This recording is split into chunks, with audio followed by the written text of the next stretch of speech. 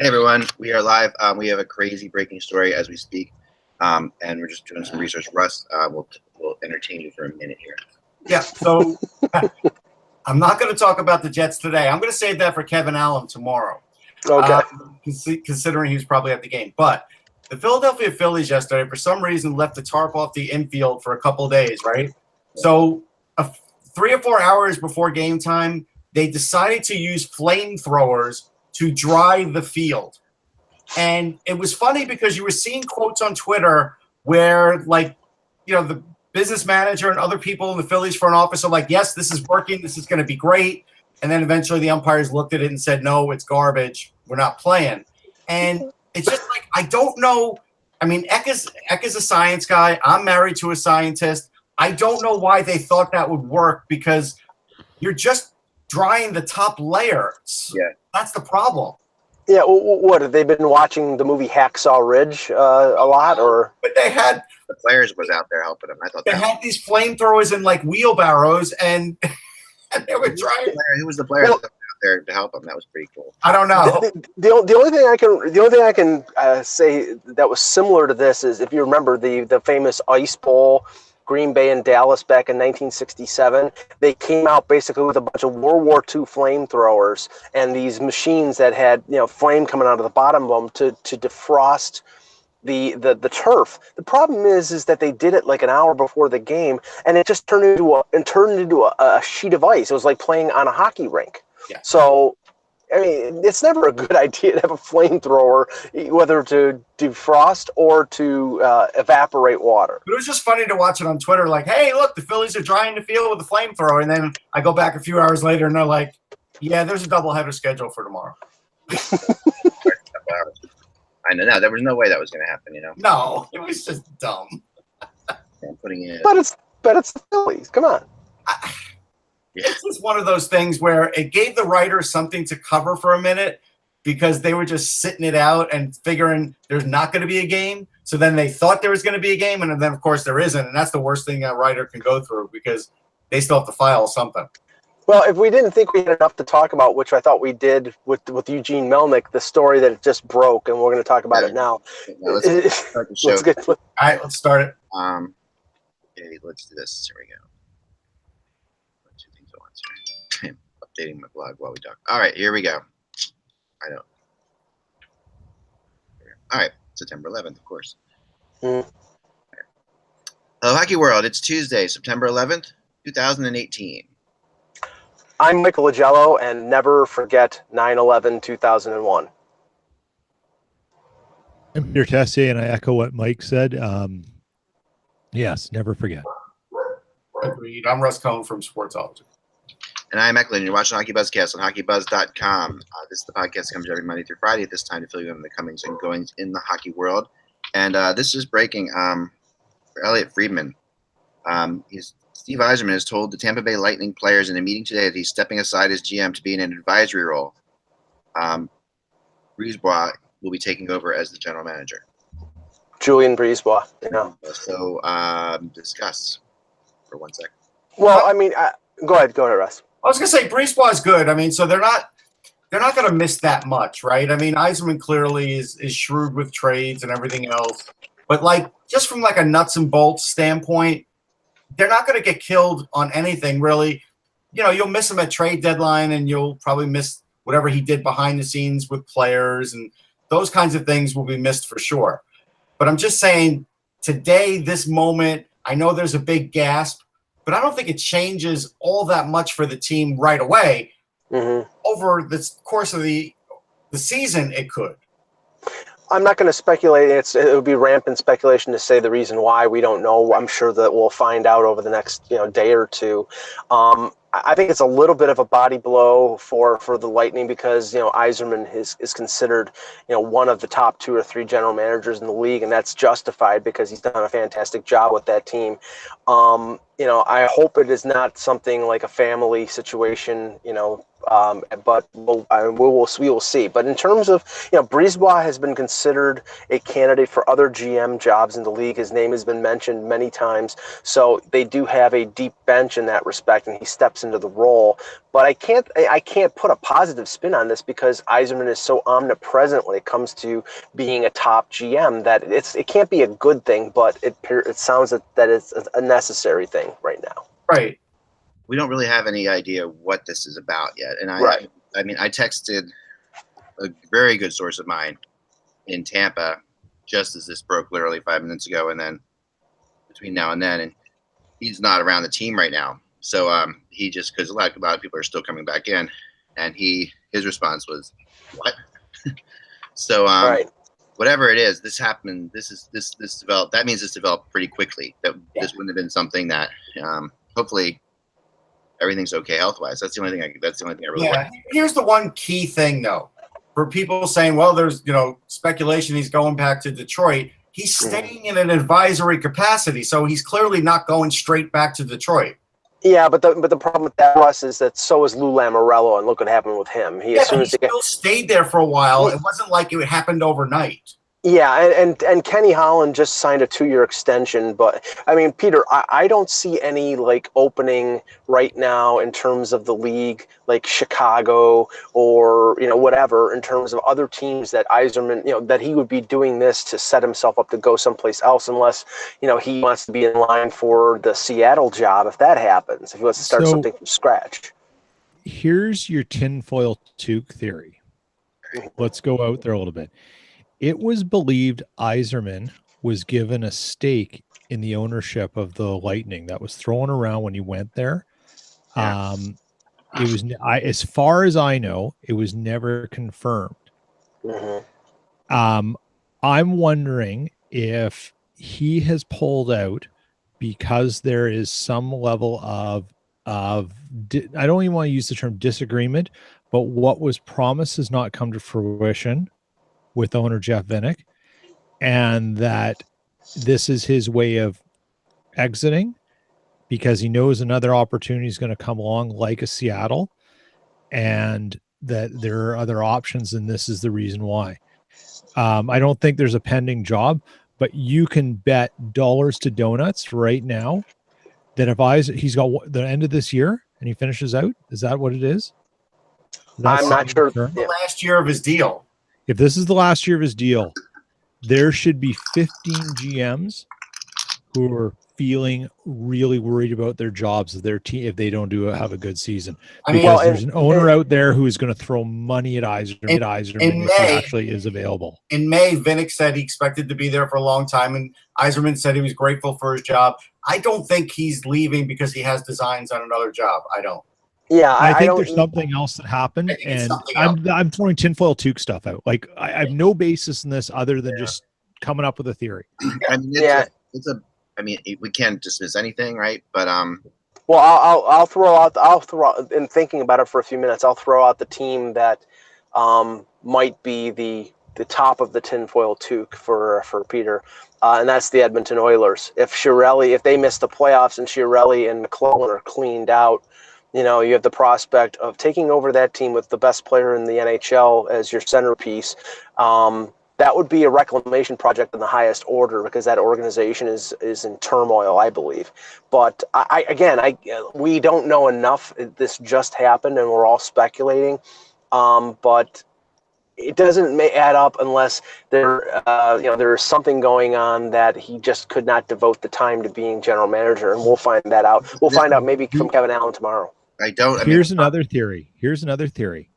He saw those photos of Bergeron yesterday and realized he can't get as ripped as Bergeron is unless he quits. Bergevin. There you go. Bergevin. I know. Bergevin. I know. I always say Bergeron. Bergevin. He can't get arms like that unless he goes full time to the gym because he's not willing to take the sauce.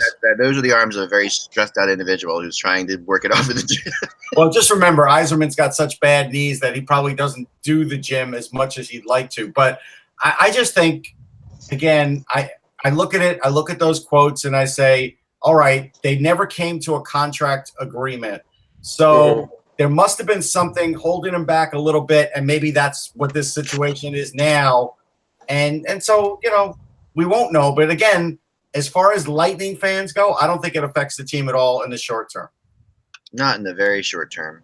I mean, even for the first couple months of the season, I don't think it affects them at all. I mean, the team is set up as it is. The team's set up, and Yeah. Remember, this is a team that And Brisebois is a very respected guy. Yeah, Very and respected.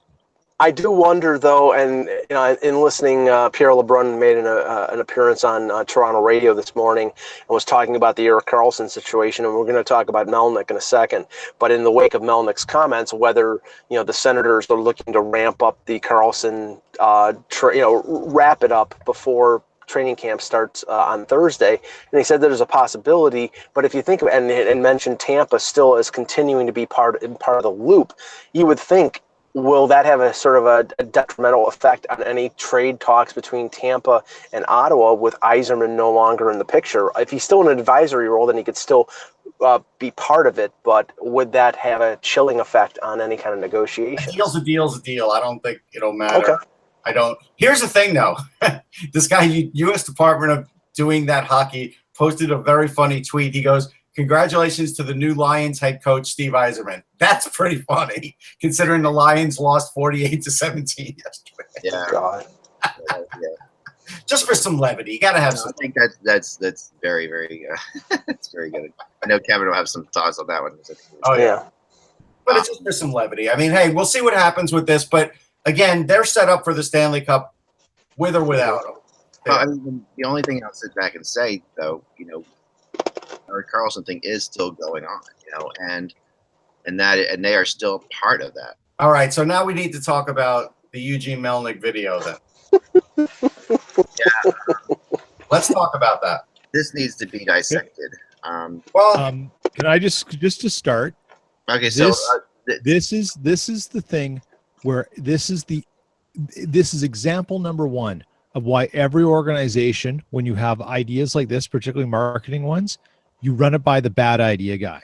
And the bad idea guy doesn't let that thing see the light of day. But the problem is, Peter, the bad idea guy is Eugene Melnick. He's the king. He's the king of the bad ideas. all right, yes, and all that is absolutely irrefutable, right? But let's try to play the other side of this for a second, okay? This is an organization that is, it's had In chaos. nothing but bad stuff happen for it for the last, year, essentially, since they were eliminated from the conference finals. It's been a rough go of it, right? And we've had billboards put up to fire, for Melnick to, sell the team. I'm going to give him a little bit of props for coming out and basically dispelling all of that and saying this is what the deal is. And now you might not like that as a Senators fan, and I can understand you not liking that as a Senators fan. I can completely understand anyone being pissed off about that. But there's something to be said about standing up and being accounted. Being accountable and saying. I'm going to play the Senators fan for a minute. So I'm a Senators fan, and I watched that, right? Here's what I learned. Nothing. He didn't mention one prospect name. He didn't mention one player name. He didn't mention what draft picks they had in this boatload of draft picks that he supposedly has. He didn't mention one specific thing about anything. Yeah, and here's the biggest faux pas. He's like, I'm going to dispel the rumors that we're going to move the team out. Well, you're the one who started them. So how that, great, you dispelled it because you're the one who gave birth to that. We all agree that they're not moving. We get that. We do. Right, but the bad news for the Ottawa Senator fan is the fact that he says, I'm not going anywhere anytime soon, which everybody wants him to go, wants him to sell the team. He's not going to do it. And his... basically the thesis of this video with Mark Borviesky, it was basically, we're going to change over this roster. We're going to have 10 rookies on the team this year. We're going to have, 15 next year or whatever it was. Talk about undercutting your general manager, because basically any leverage they had in trading Stone or negotiating with Stone or Duchesne or Karlsson, he just undercut Pierre Dorian by making that statement. So this whole thing, I don't think it hurt it at all. I don't think it did anything to that. I think it does. There was nothing to hurt. I mean, this was just targeted to the fans, and the fans didn't buy it. That was the reality. Fans on social media didn't buy it, okay? And a lot of them, Mac. It wasn't just a few. No, I know, and that is to be completely 100% expected. I mean, social media is an evil place. Okay, let's just say it as it is. No, for that kind of stuff, you're right. No, let's throw out this Mac the rapper dies last week, right? And and everybody's blaming Ariana Grande. Right. That makes it evil. Breakdown.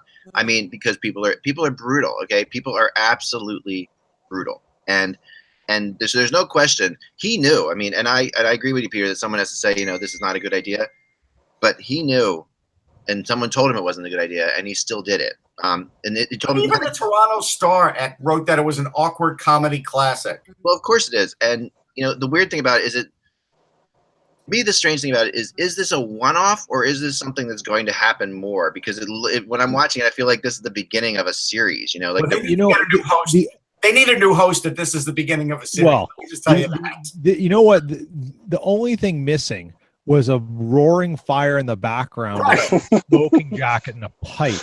I mean, you know what this reminded me of? Who is the president who used to have the fireside chats? FDR. FDR. This was Melnick trying to be FDR and soothe Sens Nation and be the face of the franchise and take the heat away from the gong show that it's been. And not only did he ratchet it up to 11, Nigel St. Hubbins is basically losing his mind. It's more like that was smell the glove to Senators fans. Mark Borowicki lost his one chance to be in the media if he wanted to because he's a horrible interviewer, okay? Like, it just... Well, it was so bad. But just imagine, he's on the last year of a contract, and the PR staff or whoever comes to him and says, "We want you to interview the owner." What is he going to do? Say no? The last year of a contract, and the owner is telling him we're going to have more guys gone next year. Right. So here, you can be our color commentator. He said he liked guys like Borowicki in the room, so he was complimentary to him. It's. Man, I mean, cluster F. That's what it is. This is really hope that more teams try this. Could you imagine sitting down with Cates in Edmonton? There is nothing else. I mean, there is no recovery from where Ottawa is right now. Okay, so the idea playing well is the recovery. You go out there, you put a good team on the ice, like that. He is just. Here's a guy who's obviously just pissed off at the fact that he is constantly being put down. He's pissed off about all the billboards. Sure, I agree with that. And he is going to, he's got a right to do this. I mean, in my opinion, sure, it's his team. He can do whatever he wants with it. Right. And the fans, and some of the season ticket holders who are not necessarily people who are on Twitter. I mean, they're on Twitter, but they're not the people who are making comments on Twitter. Are going to appreciate this. My prediction. Okay. Here's another part of it. I think you're right. I think there will always be some people that would appreciate that. But I also think at the end of the day, you look at what he said and you say, all right, you know what? A lot of owners, when backs against the wall and they know they're going to have a bad season, will always say they're going to be better than you think. That is, I can't tell you how many owners and how many sports I've heard that from. Right.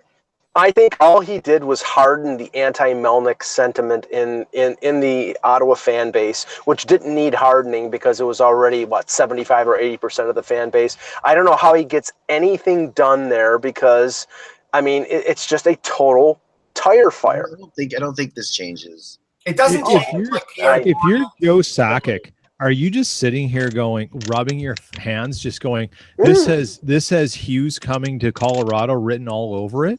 Because, I mean, the fallout effects of what he said based on reality are so he's so detached from the reality of the situation.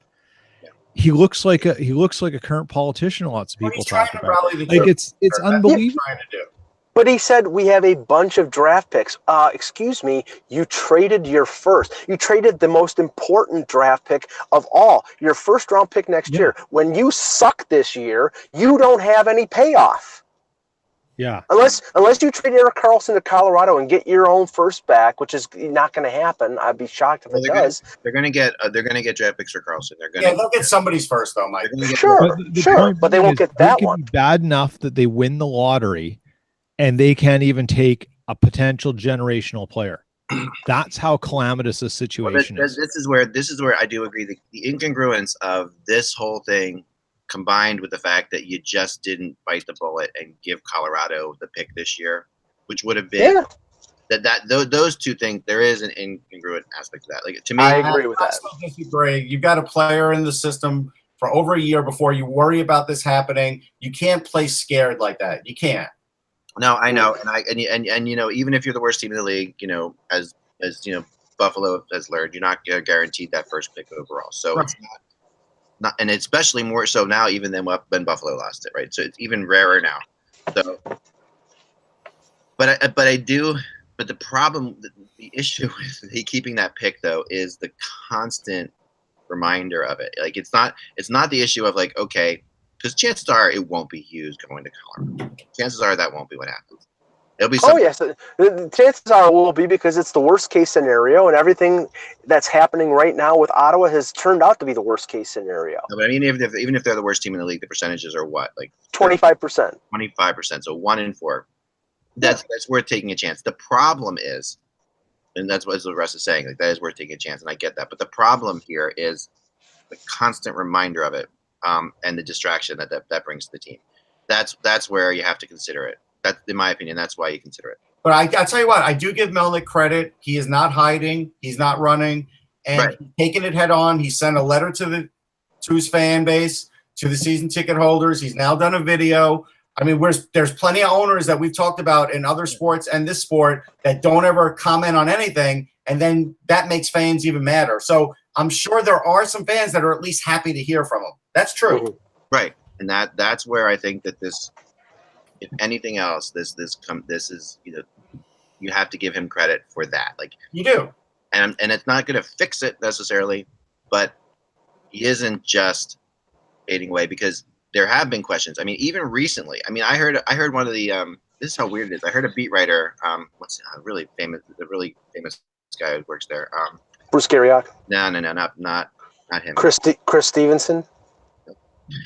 I'll think of it. But I heard him the other day interviewed, and this is a guy who I would consider being one of the more connected guys, and I'll think of the name later. But he's one of the more connected guys. He was being interviewed, and he said on the interview that he wouldn't be surprised if Melnick had would sell the team in the next few weeks. And this is okay. So this is a guy who is incredibly connected, but that tells you how weird things had gotten, to the point where I think that's why Melnick, if one of your beat writers thinks that you're possibly going to sell the team, and you know you're not going to sell the team, you end up in this situation, to me, because this is like, you know, now he could come to the beat writer and sit there and just do a one-on-one interview with the beat writer and say, okay, you know, this, and that would have been maybe a more logical, but instead he went for it and went right to the fans, skipping the media altogether.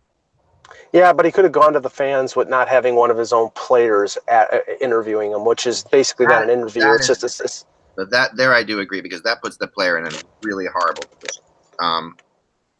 Because the idea is, you know, you take a popular player and you put him next to Melnick and you say, okay, now Melnick's going to be more popular. That's where I would have found somebody else, like their play-by-play guy, or somebody that is liked also in the area, you know, to do the interview. Yeah. Not a young player. Were you thinking of Ian Mendez, maybe? Yes, sorry, thank you, Ian Mendez, who, you know, is as connected as anyone gets. He 2 weeks ago, not 2 weeks ago, it wasn't even 2 weeks ago, said that he thought this team could be sold by me. He wouldn't be surprised if Melnick sold it within the next couple weeks. For him to think that, you know, there had to be something to that, and there had to be something, you know, some other people saying that, and that's not just a gut. Ian Mendez is not just going to go with a gut check on saying that when he covers the team. That's a big thing to say when you're covering a team. You know, like, yeah, because he's going to see Melnick. There's no two ways about it, and he has told people that he's going to sell the team. Yeah, but it's a no-win for, and this is the only thing I get with Melnick right now. It's a no-win situation for him. He would be selling at the absolute lowest, worst situation that he has been in since he's taken over this team, and that's not the time to sell. The time to sell, you know, maybe is, I mean, if you've cleaned out the roster, which it sounds like they're going to do, you know, and you're trading off Stone, and you're trading off Duchesne, and you're trading off Carlson. I don't think they're doing all that. I didn't get that from that. I did not. How the hell are you going to have 10 rookies if you keep all your veterans? Overselling what the current actual players on the team mean to the sale of the team, which are not really the same. I mean, players can accentuate the sale of a team. Like if you have great players, they can make it better. Sure.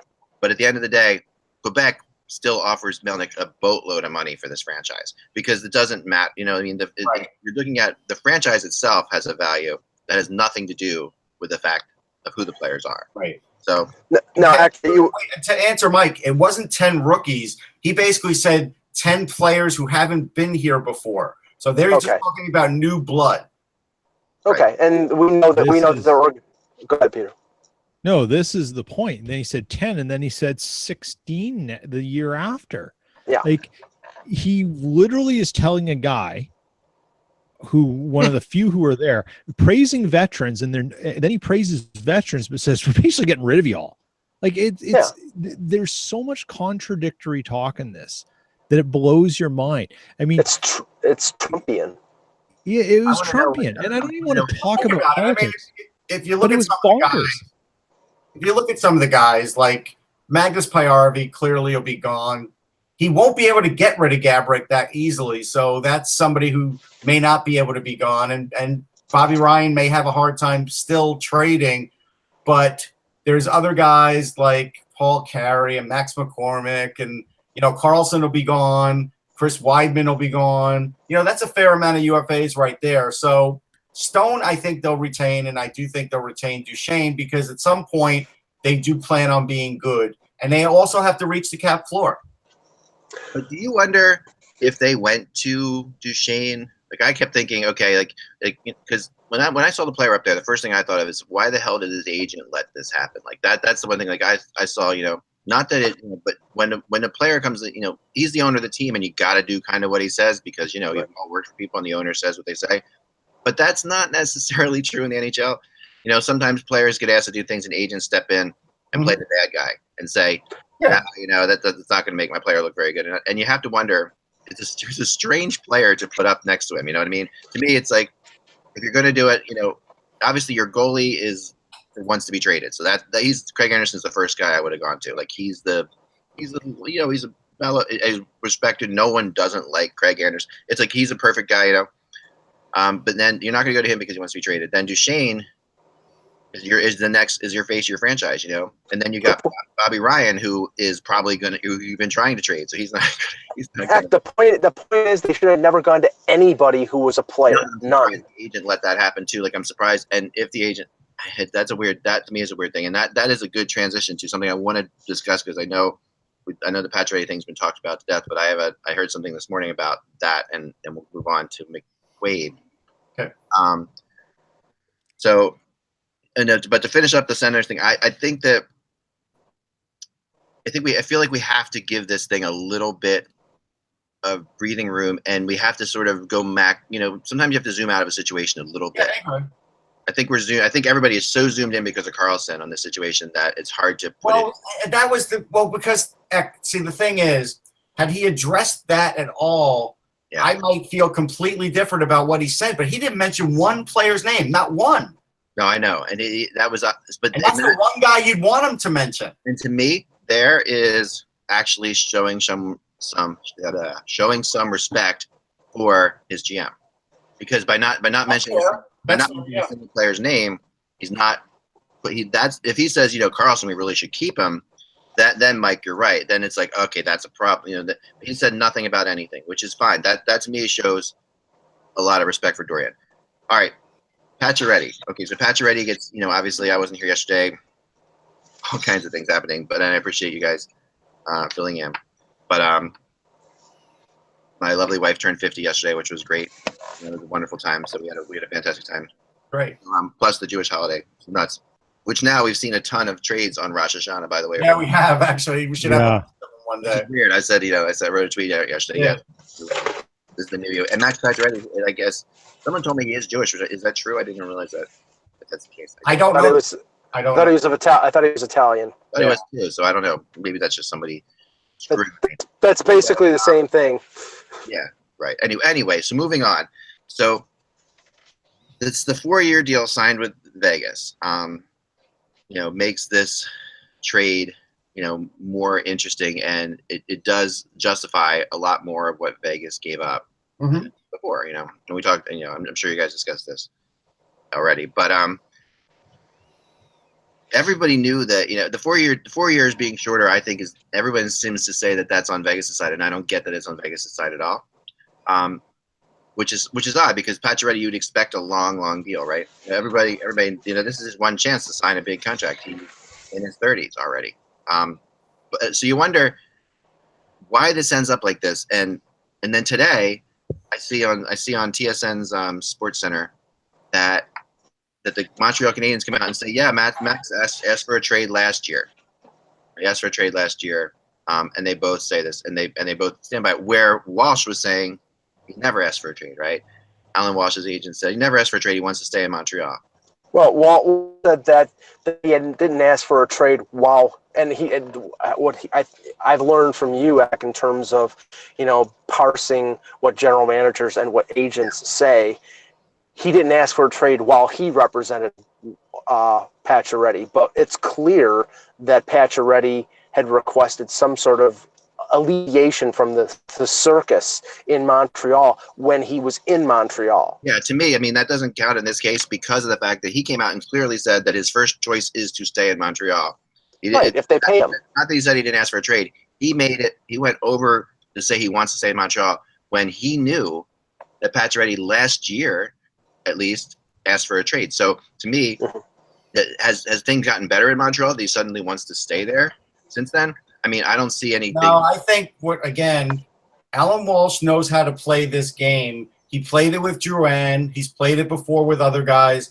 By saying that he wants to stay in Montreal and having him be at all those Montreal events, that put tremendous pressure on the franchise to finally get the deal done because we all knew otherwise. And fans as well. But what he's really good at, Walsh, and this is the third time that I've seen this kind of thing happen. It happened with the Price's backup when Halak. Yeah, Halak. It happened with Halak. That's right. It happened with Drouin. It's happened with Pacioretty.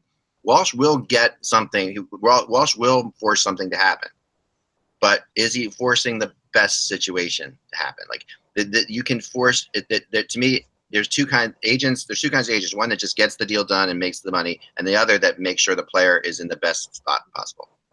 It might be that Vegas is the best spot possible for Max, but he's very clearly said to friends over the years that he wants to play on the East Coast. And yet, I think Vegas is sort of unique because of its excitement and all that. But at the same time, he could be going to a situation that's no better than Montreal a couple years from now. It's possible that Vegas slips back, right? So, yeah, I don't think it's as possible now though because now they've added some bona fide talent. I think there's no slippage for them. I don't think so, but at the same time, who knows, right? This is right. We don't know until this year gets going. If Vegas again wins the division, then we're going to sit back and no one's going to talk about them being an expansion team anymore. There was one other thing. I noticed it this morning. I'm not going to single out the media guy, but when you're starting to ask Nick Suzuki about his skating, like this was something that goes back to the draft. Yeah. Nobody questions Nick Suzuki's skating anymore. It hasn't been questioned in a long time, but this is the Montreal market always sort of digging for something. And I felt bad that Suzuki had to answer that question by basically saying, no, I'm at an NHL level now. It hasn't been an issue in quite a while. It's like, that kind of thing kind of bums me out when I see that and that the prospect has to, deal with that now that he's been traded. Vegas wasn't worried about his skating. Vegas, all the talk was, and they had just written about him in the Vegas newspapers the night before the trade, saying he was hoping to make the team and it looked really good. And, and then this happens. He gets to Montreal and then it's like, well, what about your skating? People were giving Bergevin high marks for getting the return that he did, and I think he deserves it because it's a lot better than what Carolina got for Jeff Skinner. But from what I've heard and taught and listening to other people who have inside information, it's clear that there was sort of an agreement in principle between Vegas and Pacioretty before any deal was made. They would not have made this deal for that amount if they did not get some sort of lockup for Pacioretty for multiple years. So that mitigates how, what Bergevin got in that deal because Skinner is a pure rental. He may end up he may have end up re-signing with Buffalo. You never know. But he's a pure rental, and the price that Carolina got back from Buffalo was a rental price. That was not a rental price. That was a hockey deal that Montreal made. And the way deals often happen, especially with power agents like Alan Walsh, is he probably did indeed set up a contract with Vegas before this trade ever happened. But yeah, he got involved to find a place. Right, you find that Max would be okay with, sold him on it. Here's a deal. It works for both. They play a role in that. We know that happens when there's stalemates. Sometimes you bring the agent in. Yeah, no, agents do this all the time. I know, agents who've set up, and the best agents will find the best team for that player first, and then money second. And that's what they do. Because they want to find, a place where, especially a younger player. It's a little different with an older player because they've already established themselves. Pacioretty's already established themselves. The younger player, it's important to take a couple bucks less to go to a situation where you're going to play more. That I've seen the good agents do and that. have a chance to win. The power agents don't tend to do that. Okay. So, but then again, the power agents like Walsh also, because they are about making big deals, they also, it's a little bit of a chicken and egg because they also have the kind of players that don't necessarily require that. Right. So, because usually the players on a power agent are, guys like Pacioretty, who remember changed his agent. So to Walsh recently. So to me, the thinking here is, I believe that Pacioretty panicked. This is my theory on this. I think that he just was so. I'd heard so much that he wanted out last year, and that he had to get out last year, and he was still a good. He was playing this very well in the locker room, I think that, but everyone said that situation has to change. It has to. There's no question about it. It has to change, and yet he wanted to play in certain places. He had to play out this year, and I think that I know I've talked to lots of different players, and very few hate trade rumors more than Max Pacioretty. I could almost feel bad writing about Max Pacioretty, and I've had to write so much about Max Pacioretty and trade rumors. Every time I write about it, I feel bad about it because I try to say, well, it's not that that he's in trade rumors because a lot of teams want him. It's not and I try to play that angle, so it's not, so you're not saying Montreal's definitely trying to ship him out, because Montreal wasn't trying to ship him out. It was because other teams wanted him, and that was all the truth, right? But yeah, we have a little bit of breaking news. Helen St. James is saying, per Joe Smith, that Yzerman stepping down as GM in Tampa. Source tells Free Press Yzerman told Lightning players he was going home to Detroit. But again, it still doesn't mean he's in the organization. Just means he's going home. Huh. But that's a source. I'm just reading it out. James is really on top of things too. She's very connected in there. That's. Still, I guess I'm going to take that as good news. My main concern here was that something was wrong with Steve Yzerman physically. If he just found out he had a bad disease or something like that, and then he couldn't. That's to me, when something happens this quickly, you worry about that. If it's just that he's going to take Holland's job in Detroit, phenomenal. That's great. That's fine. That's awesome. Awesome for Detroit. Yeah, and if that's the case, then all of a sudden the rumors about Holland going to Seattle start up again. If it's going to be those situations, domino effect. But yeah, let's just sort of wait until. But it's a good scoop because Helen St. James is really top notch. She's top of things. So that is she's not going to write that just No. She's not out for clicks on it. Right. She's not going to write that unless she's got some good sources. And I texted Kevin Allen, who also has good sources in Detroit, to see if we get any response from him as well. Well, why don't we talk about the McQuaid deal and sort of mix and use that as an entry to the previews that we're going to do today, Boston and Buffalo, because the Adam McQuaid, who's been one of the few members left of that 2011 Stanley Cup winning team for the Bruins, was traded to the Rangers today for Steven Kampfer and a couple lower round draft picks. And I know, Russ, you were saying that the deal doesn't make a lot of sense for the Rangers because he's in the final year of his contract. He's I think making $2.75 million the final year, and the first thing I thought of is they acquired a player that in the interim for this year could sort of help protect some of the youngsters they're going to have in the organization at the NHL level, and then at the deadline you have a defenseman who's won Stanley Cups, a right-hand shot defenseman who they could probably get the draft picks and probably get better draft picks back for him. All right, so let's break it down. First thing is, yes, he's a right-handed guy, but so is Neil Pionk, so is Tony DeAngelo. So clearly he's coming over, and now those guys are pretty much out of a job unless they do something so unbelievable in training camp that they're probably out of a job. Now, I don't know if that's David Quinn's doing, but David Quinn's a new coach there, and maybe he didn't like what he saw out of those guys and asked the GM for help. It's possible. Let's also look at the fact that Boston's had a lot of young guys come up like Grzelcyk and otherwise, and they're a lot faster on the blue line. I am tired of hearing that Adam McQuaid is one tough hombre because in this league, it doesn't really matter that much anymore. Now, there is a video out there where, like last year, he skated like half the rink to break up a 2-on-1 in the Flyers game. Yes, but look at the effort he had to put in to do that. He's always the last guy in, whether it's to fight or because he's that safety valve because he's slow.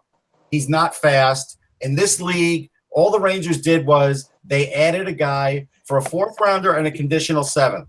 My answer is when the Rangers trade him, how much better are they really going to do on those draft picks? A 3rd, a 6th? Like, it's just, to me, you're taking away playing time from kids. That's what you're. Well, I think they're renting him. Go ahead. Go ahead.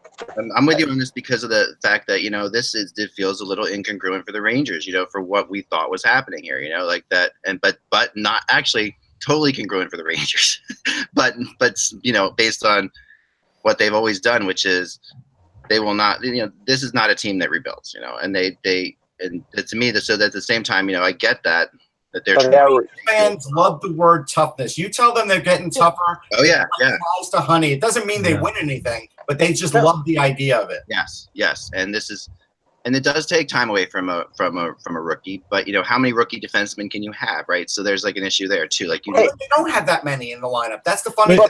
Okay, Russ, go ahead, Peter. To your point, I think you make a really interesting point about toughness, and there's this long-standing belief that if you play, whether it was the Patrick, the whatever it was before it was the Atlantic or the Metro, that if you played out there, you needed to be tough because it was a tough division. Everyone hated each other. Yet it's right. That's the long-standing belief that was always there. And as someone who grew up in Western Canada, we were led to believe that you weren't playing tough hockey until you played out east in those divisions because that's where all the rivals were, the geographic proximity. And it still sticks. It's still a belief in a certain segment. As much as things evolve, you think the rivalries, you think the other teams, that hey, you're going to go into Philadelphia 5 times a year or whatever it is. That's why they have Cody McLeod. But here's a good thing. No, I know what you're saying, right? But I'm reinforcing the point that fans love this stuff. Oh yeah. But McLeod is not going to be in the lineup every day. Right? Those games, Mike. He will. Philadelphia's not the right team to use in this example. No, but he will. But he will be in there for Philly against Philly. Here's the thing, though. AEM brings up a point in the chat room saying Stahl and McQuaid were D partners in Sudbury for 3 seasons. Well, Steve Carell was once part of the Daily Show. How long ago was that?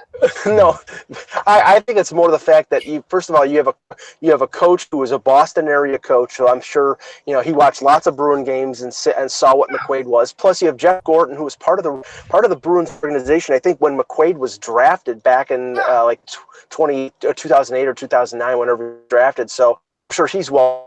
And again, maybe they think Anthony DeAngelo is better off in Hartford playing, 20 minutes plus a night than playing, bottom pairing minutes because he's, still not sharp defensively.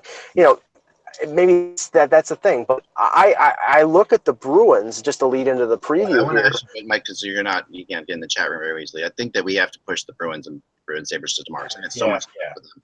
We got here. You look at the Bruins. The Rangers have dealt with them twice. They got O'Gara, and now they've gotten McQuaid. And my point is, if you don't think O'Gara is good, which I thought towards the end of the season he was looking pretty good, he's just another big defenseman. But I think he skates better than McQuaid. But the idea is, you have this. They're practically the same guy, except one's a righty, one's a lefty. Like they're practically the same guy. The Rangers' defense right now. You have Shattenkirk, you have Stahl, you have Shea. You have O'Gara. You have who am I leaving out? McQuaid, Amper, Pionk, Gilmore. Well, Gilmore is even far out of the picture, and I think Pionk and really Pionk's probably the 7th, and DeAngelo probably will be in Hartford. It's not that good anyhow. So bringing in McQuaid, who's going to be UFA, you're hoping he's healthy come trade deadline because he's missed a lot of games in his career too. You're renting them for 60 games. That's what you're doing. That's all you're doing is you're renting them for 60 games. If he could play 60, he only played 38 last year. Well, that's the roll of the dice. If he, A couple of contradicting things to what's happening here. So a couple of things I've sources of texts I've gotten. Now, Helen St. James is way more connected with the Red Wings than I am. But I did get something that's not too dissimilar to what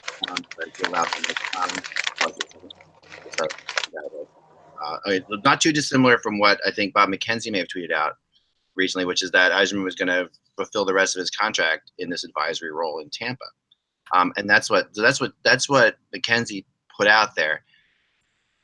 Now McKenzie knows exactly what's going on in this situation, right? So he's got to sit there and because he knows everything and he knows Yzerman so well that there's no question about. So to me, this sounds like when McKenzie and someone said to me, I think he's staying in Tampa for the rest of his. I got that too. I don't know. It's all who knows, but I'm just saying that it's all happening right now. So you can take for what you take what you want. But Helen St. James hears that about Detroit. Possible, but it's really. Here's the way I look at it, though. There are times also when sometimes you need a break. Like the GM's a tough position, and Yzerman's been grinding it hard right from the minute he got there. That's a really good point. I mean, it really sometimes is as simple as that, people don't often remember that. It's very. I mean, you're right. I mean, think how hard he's worked to turn that team into what they are. Yeah, I mean, he's worked so hard, and he worked incredibly hard this summer to try to get the whole thing down. He really wanted to get this deal done. There's no two ways about that. It's just and maybe he felt that way. Maybe he looked at it and said, I couldn't get this Karlsson deal done. Maybe this is the best thing for me. Yeah, that's totally possible. It's absolutely possible, and we'll know more as this goes along, but there's something. So there's one other kind of fun thing I wanted to kind of show you guys since we have some time. And I don't know if you guys got a chance to see the Zdeno Chara workout stuff. No. Oh, this is incredible. This is insane. And let me see if I can bring it up here. I'm trying to bring up the actual video because this guy. I mean, we sit there and say he's older, right, and all this stuff. And sure, maybe he's older, but. I mean, the stuff that he's still a physical freak, but he's not what he used to be. Let's be real. Well, man, his reflex. Well, I don't know. I'm gonna try to bring this up. I'm giving you a little trouble right now. But the guy on Instagram has been putting up some insane things apparently. Well, he wouldn't be in the league if he couldn't play, and if he didn't train like that, he wouldn't be in the league. Like I get that. Yeah. No, I agree with that. I mean, But I think that just the pure physical strength of this guy. Oh, I'm sure. I mean, nobody wants to fight him, right? Nobody ever did. Yeah, I mean, no one ever did want to fight him. I agree with you there. But oh my gosh, it's like there are very few hockey players. I mean, the funny thing about hockey players is some of them are incredibly, some of them are incredibly weaker than you think they would be, upper body strength. Like it's very strange that you see that. But they derive everything in hockey from your legs, right? It's all about your legs. How you skate is about your legs, like that.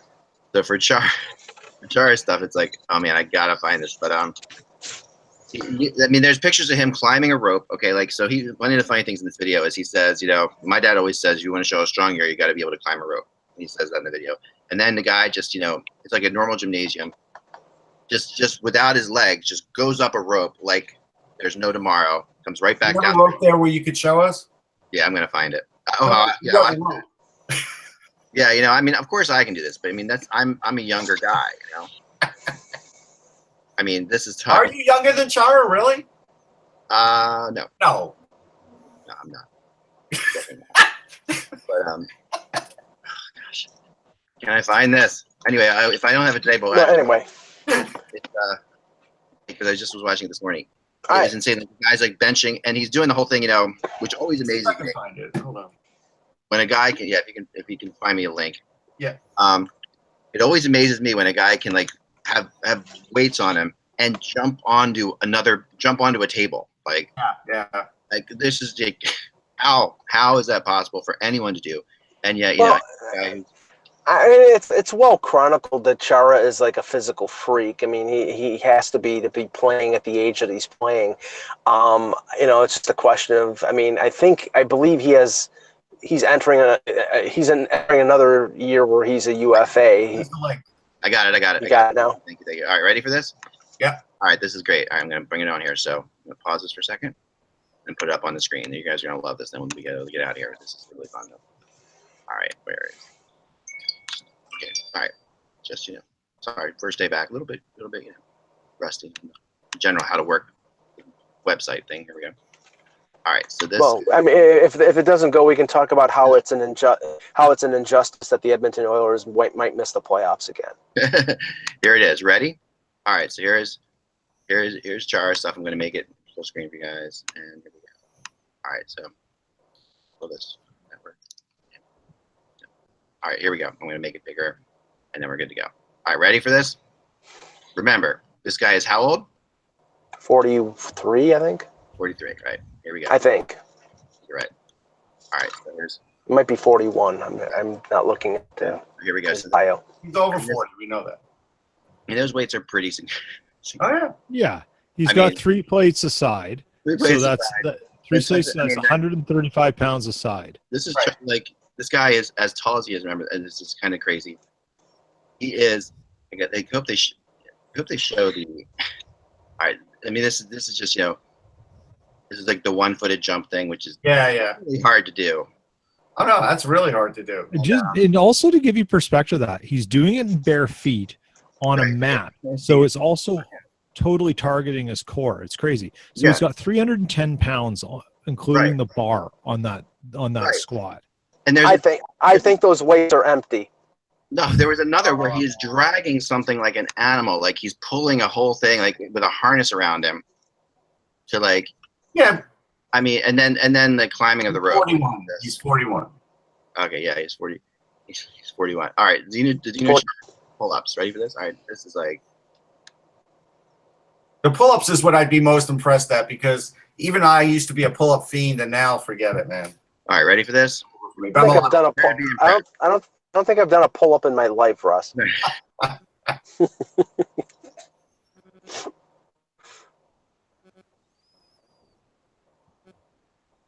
Okay, well, we're waiting on the pull-ups. Pull-up. So you pull up your life. So, Mike, when I was a kid growing up, there used to be this thing called the Canada Fitness Challenge or whatever, and every kid in school had to do it. And one of the things was, and we still talk about it to this day, and you used to get like a bronze, a silver, a gold, or a platinum, or award of excellence, or whatever. And you had to do these things. And the one we hated the most was the flexed arm hang, where you had to go and hang like this for like a minute or something like that to get, like, most kids could barely get the bronze level and stuff. It was unbelievable. You had to do like a shuttle run, a sprint, sit-ups, push-ups, and something else. Yeah, I was second in my class in pull-ups because we used to have a bar, and when I'd go upstate to my grandparents' house, I'd practice every summer. And so there was a point, like chin-ups is what I started with because my dad taught me that. Then I knew pull-ups were harder. But I could do 100 chin-ups after a while. So I was doing like 31 pull-ups, and the guy beat me by a couple. But also note that at that time, I probably weighed 120 pounds. Yeah, I was going to say, like I would have to have guns like Schwarzenegger to be able to do chin-ups because I've been 200 pounds, over 200 pounds since I was 13 years old. Yeah, even in my 30s, I could still do like just walk up to a bar and do 10. Now I'm lucky if I could walk up to a bar and do 2. No, I'm like lucky if I walked up to a bar and able to grab the bar. That's just the way. But look at Chara. Hey, I mean, he had 24 points, 7 goals last year. He's still a good player. But I mean, it's the same as Marc Messier or a lot of other guys. Messier stayed in great shape too. He's still not Marc Messier the last 3 years of his career. That's just the way it is. Yeah. Okay, good. I was going to say, I dropped off there for a second, so we're getting back here any second here. I saw this comment yesterday, and I just thought it was hilarious, and I have all the respect in the world for Bob McKenzie. But when Bob McKenzie says that it would be, I can't remember the exact term, but I think he said it was something like it would be a hockey travesty if the Edmonton Oilers didn't make the playoffs. Well, no, it wouldn't, because if the Edmonton Oilers deserve to make the playoffs, they will, and last few years. I mean, the year that they made the playoffs with McDavid and Draisaitl having great years is one thing. But they sucked last year, and it was it was not because of like massive injuries. It was because their goaltending was average as compared to the year before, and their defense is terrible. So if the Edmonton Oilers don't make the playoffs, it's their fault. It's not a travesty. I'm really, there's not much that shocks me anymore. I'm a little shocked that talks are sort of like not going great, but there's still time. I mean, obviously there's time until the season starts. With Darnell Nurse. That's the part that shocks me a little bit because it's really their biggest need. It really is. They've got to get that together. All right, here's Zdeno Chara's pull-ups. I'm sorry about the delay. Google kicked me out, but this is the just like that's crazy. I mean, consider the amount of weight he is pulling up, like his own body. The distance, like here's a real thing. So in the combine, some of the young guys when they're not that strong, when you're like 6'4" or 5 and you've got a bench, you have to bring the bar up a lot higher than someone like me who's 5'9". Oh, for sure. Oh, yeah. So you should see me doing a bench press, Russ. I've got I'm one of those guys whose basically arms are almost longer than like wingspan. It takes you a lot more to do that. Exactly. It's really hard. So pull it the same way. I do want to give the Oilers credit too. We didn't mention the Alex Chason invite. He could score 15 goals for them. Like, I don't understand why Alex Chason keeps going from team to team to team. I'm 100% with you. I'm on the Alex Chason big. I always have been. And this is a really sneaky little ad. It was a good ad because that could be a replacement for Patrick Maroon right there. No question about it. Yeah. And and that's these things for the Oilers. They're kind of the PTO thing is kind of a smart. It's a smart thing to do because what do they have to lose? They got to fill a slot, see if someone comes in and goes from there. I mean, honestly, they should should invite Rick Nash on a PTO. Well, see that. Okay, here's the thing. Yeah, go ahead. You can invite Rick Nash for a PTO, but he doesn't want to come in on a PTO. Right. That's the whole thing. That's the reason he took a step back in the first place is he wants a bona fide deal in a place that he wants to go. And so far that hasn't been negotiated, maybe because he's not sure if he wants to play. Right. And I think Rick Nash is not taking a PTO. He's going to go, if he does decide to continue his career, it's going to be on a 1-year deal, and it's not going to be for chicken feed. It's going to be for a couple, $3-4 million prorated if he decides to sit out. That's the thing that, you know what? This is the thing. If you're Chiarelli, why wouldn't you take a look at him? You don't need Rick Nash, 35-goal scorer. You need Rick Nash, the guy who can play some two-way hockey and shore up all the other deficiencies that you have within your forward core. Mm-hmm. And you're sitting here with how much space do they have? They've got $3 million in cap space, but they don't have Nurse, so that's the problem. They're kind of capped. Peter, and I have floated this theory before, and I could be completely wrong. If Rick Nash does come back and signs a 1-year deal somewhere, I think it's going to be the Toronto Maple Leafs. Yeah, I felt that way too. I have. And that makes a ton of sense, Mike. It really does. They $10 million now, and all they have is William Nylander to sign. And I get the feeling more and more that it's going to end up being a bridge deal. Although if they can get a deal signed for 6 or 7 years, they'll do that as well. But if it is a bridge deal, that leaves them with $9 million in cap space going into the season. And even if they signed Nash, they would have money to trade for or add a defenseman at the deadline. So he played for Babcock in the Olympics. The pressure would not be on him, and all the focus is on Tavares and Matthews. It makes a lot of sense. If he wants to win the Stanley Cup, it could be the best opportunity for him. Not to say that I think the Leafs are winning the Stanley Cup, but if they add Nash and they add a defenseman, they might be a leading contender. They might not even have to add a defenseman if they can add Nash, and just like you just make every line that much more difficult to play against. It's true. All right, Chara climbing her up, and we're out of here. All right. I was just too impressed by this. Here we go. This is from Instagram. My dad always taught me best way to test your strength is go up and down a rope. So here it is. No feet. No feet. That's crazy. There are 20-year-olds that can't do that. Oh yeah. This just and backup. I want to say. That's crazy. So like you got up once, I would like be calling everybody I knew. Like Is this a scene from The Princess Bride? make you feel terrible about it. It's just trying to make us feel terrible about ourselves, basically. I mean, this is just We do all feel inferior after that. Oh my gosh, he's so. I mean, it's such. Like I'm Zdeno Chara and you're not. It's total beast mode. It's craziness. Total. Beast mode. He's absolutely. The guy is just insane. So, and he really looks like on the ice. I mean, he's doing a lot to show that he's on Instagram. He's doing a lot to show that he's going to be okay. It's really fascinating. I just want to, and has he slowed down the last couple of years? Not really. Yes. A little. Yes, he has. Okay. He's still a very effective defenseman. Don't get me wrong, but he has slowed down. Yeah, maybe. I mean, I don't see him as much as you do, but I mean, when I see him, I mean, it's still like all you know is that players are terrified to go anywhere near him. Still, Sure. I mean, on the ice, it's still like he still seems to have so much of his skills. It's just crazy, and he's standing on. I respect the guy a lot. I just think he's really shown so much. So much to like his age doesn't matter, and that he can keep working hard. I love it. I think it's great. All right, that's all the time we have. We are going to get into previews, guys, like Mike said earlier, and then we are going to definitely get into previews over the next couple days. I'm also launching previews on Hockey Buzz this afternoon. So, but we're going to start with Boston and Buffalo in the next couple, and tomorrow, and likelihood tomorrow will be the day to do it.